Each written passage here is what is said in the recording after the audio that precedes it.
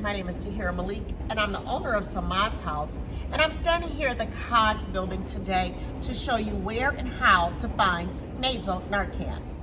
Go to harmreductionmke.org and you can find the nearest harm reduction vending machine. Each harm reduction vending machine has nasal Narcan in there.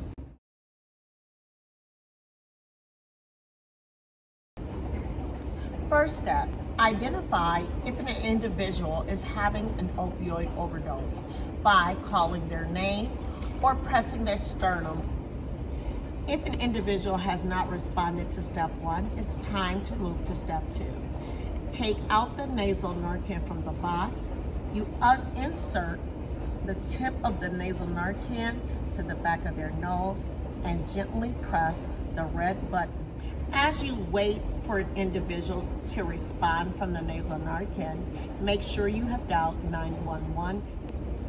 If an individual does not respond to the first use of the nasal Narcan, take out the second nasal Narcan, insert the second one up their other nostril, and press again for the red button.